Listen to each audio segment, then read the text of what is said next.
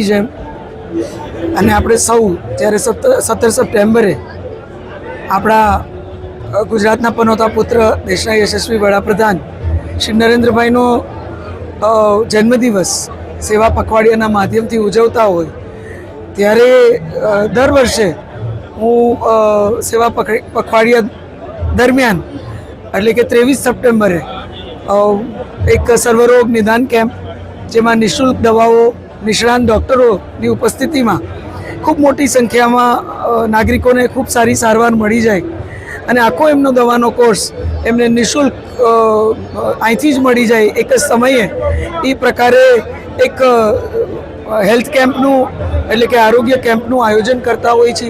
સાથે એક બહુ મોટું એક રક્તદાન કેમ્પનું પણ આયોજન કરતા હોય છે, જેમાં તમે જોયું એ પ્રમાણે અહીંયા જાહેરાત પણ થઈ કે સવારે 8:30 કાર્યક્રમની નો સમય હતો. 9 વાગ્યા પછી દાતાઓ અને ડૉક્ટર્સની ટીમ જે હતી એ પણ 9 વાગ્યા પછી જ ફ્લોર ઉપર રહેવાની હતી, પણ રક્તદાતાઓ 8, 8:30થી જ અહીંયા બહુ લાંબી કતારમાં ઊભા હતા.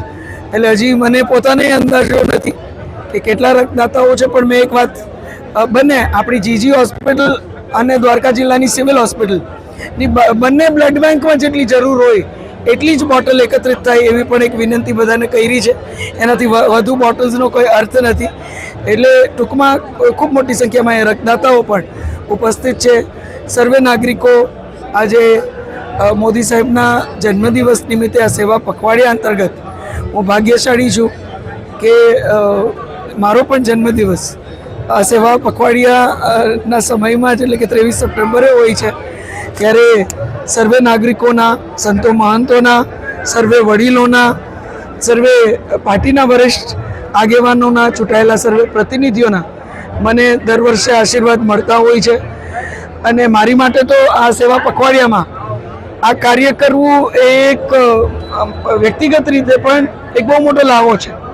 હવે એમાં જોગાનું જોગ મારા જન્મદિવસ નિમિત્તે પણ એટલું મોટું સેવા યજ્ઞ કરી શકું, કારણ કે મને જીવનમાં મારા પિતાજીએ અને આપણા માનનીય પ્રધાનમંત્રી શ્રી નરેન્દ્રભાઈએ બંનેએ ઉજવણીનો સાચો અર્થ સેવા એ એક સૂત્ર, એક મંત્ર આપ્યું છે.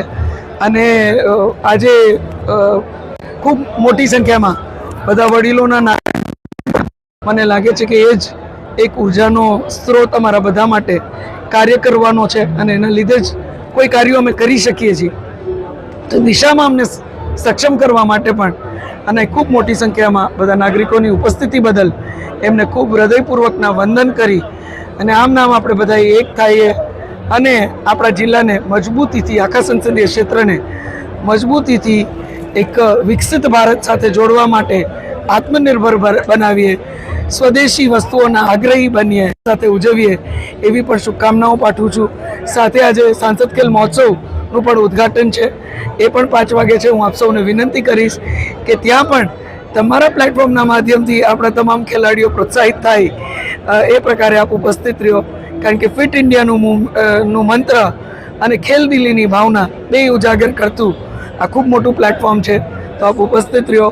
ફરીથી એક વખત આખા સંસદીય ક્ષેત્રના સર્વે નાગરિકોને હૃદયપૂર્વક વંદન કરી અને આપના આશીર્વાદ બદલ, આપના પ્રોત્સાહન બદલ, આપના માર્ગદર્શન બદલ હૃદયપૂર્વક આપને વંદન સાથે આપ સૌનો હૃદયપૂર્વક મિત્રો, સાથી કાર્યકરો અને કર્મચારીઓને પણ સમાવિષ્ટ કરીશ.